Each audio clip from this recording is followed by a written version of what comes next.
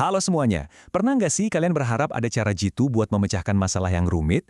Nah, hari ini kita bakal bongkar sebuah pola pikir rahasia yang biasa dipakai sama para programmer, tapi ternyata bisa dipakai siapa aja buat apa aja.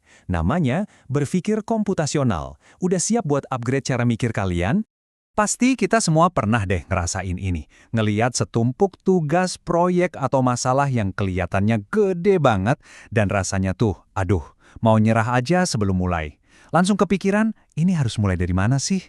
Bahkan buat hal-hal yang kelihatannya sepele. Coba bayangin, kalian mau bikin mie goreng instan, tapi ya yang versi niat dikit lah ya. Tiba-tiba jadi banyak langkahnya, siapin bahan, rebus mie, tirisin, aduk bumbu, kasih topping. Kelihatannya gampang, tapi kalau nggak teratur, bisa-bisa malah jadi berantakan. Nah, ini dia kabar baiknya. Ternyata ada loh sebuah kerangka berpikir yang emang dirancang buat ngatasin hal-hal kayak gitu. Sebuah metode buat ngubah benang kusut di kepala kita jadi urutan langkah yang rapi, logis, dan yang paling penting bisa kita selesaikan. Dan inilah dia jagoannya, berpikir komputasional. Eits, jangan keburu takut sama namanya yang kedengeran teknis ya. Intinya tuh simpel banget. Kita bakal minjem cara kerja komputer yang super efisien dan logis, terus kita terapkan ke masalah kita sehari-hari. Jadi, apa sih sebenarnya ini? Gampangnya gini, berpikir komputasional itu adalah cara kita mecahin masalah dengan mengadopsi teknik-teknik dari ilmu komputer. Ini bukan soal mengubah kita jadi robot ya, tapi soal gimana kita bisa pakai logika dan struktur yang jelas buat nemuin solusi yang paling efektif. Anggap aja ini semacam toolkit mental atau senjata rahasia baru kalian.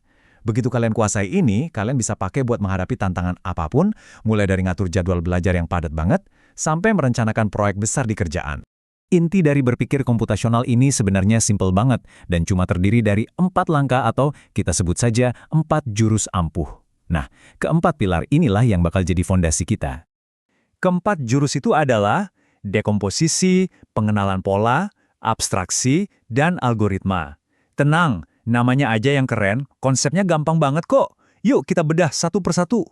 Jurus pertama, dekomposisi. Pernah kan lihat masalah yang rasanya tuh kayak gunung raksasa? Kayaknya mustahil buat didaki. Nah, dekomposisi ini adalah seni buat mengubah gunung itu jadi bukit-bukit kecil. Tiba-tiba, perjalanannya jadi nggak seseram itu lagi, karena kita cuma perlu fokus naik satu bukit di depan kita. Kita balik lagi ke contoh mie goreng tadi. Proses membuat mie goreng yang tadinya satu tugas besar, kita pecah-pecah jadi, pertama, siapin alat dan bahan. Kedua, rebus mie-nya. Ketiga, tiriskan terus campur bumbu. Keempat, sajikan. Langsung jelas banget kan? Setiap langkahnya jadi jauh lebih gampang dikerjain. Jurus kedua adalah pengenalan pola. Nah, setelah masalahnya kita pecah-pecah, kita sekarang jadi detektif. Kita mulai cari-cari kesamaan atau pola yang berulang. Kenapa? Soalnya kalau kita udah tahu polanya, kita nggak perlu lagi bikin solusi dari nol setiap saat. Ini soal kerja cerdas, bukan kerja keras. Kalau di kasus mie instan, kita langsung ngenalin polanya.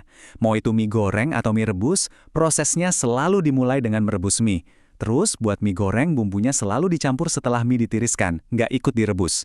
Dengan ngenalin pola ini, besok-besok kita bisa masak mie jenis apapun tanpa perlu mikir keras lagi. Lanjut, jurus ketiga, abstraksi. Anggap aja ini kayak kita punya filter di otak kita. Jadi ini kemampuan buat lihat lautan detail yang rumit, terus kita saring semuanya dan cuma fokus sama informasi yang benar-benar penting buat nyelesain masalah. Intinya, buang semua yang nggak relevan. Buat masak mie, yang esensial itu apa?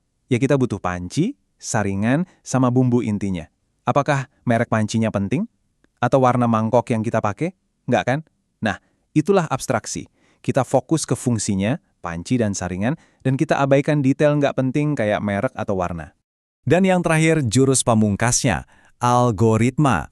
Setelah kita pecah masalahnya, ngenalin polanya, dan nyaring hal-hal penting, sekarang kita susun semuanya jadi semacam resep atau rencana langkah demi langkah yang jelas. Rencana inilah yang kita sebut sebagai algoritma. Dan ini beneran deh bisa dipakai buat apa aja.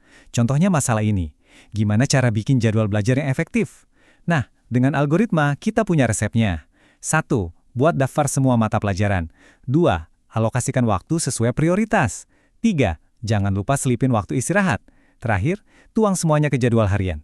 Tuh kan, yang tadinya pusing, sekarang jadi punya peta jalan yang jelas. Oke, tadi kita udah lihat contohnya di dapur dan buat belajar. Sekarang, yuk kita lihat gimana 4 prinsip ini jadi mesin penggerak dunia digital yang kita pakai setiap hari. Kita mulai dari analogi dulu ya.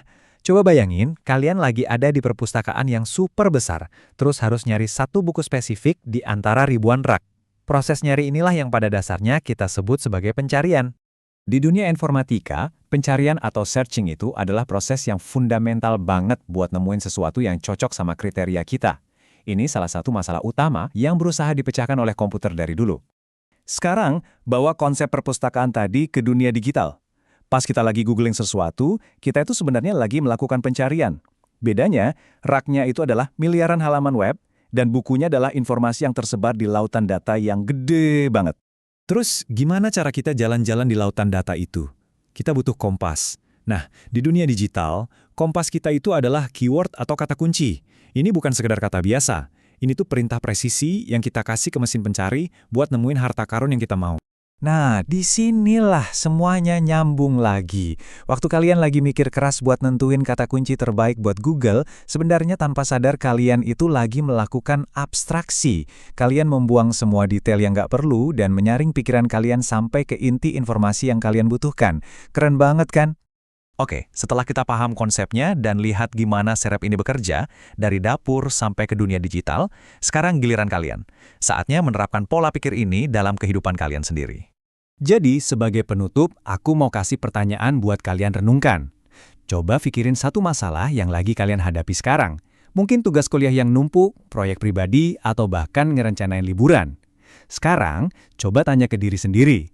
Masalah apa sih dalam hidupku yang bisa mulai aku pecahkan dengan 4 langkah berpikir komputasional hari ini juga?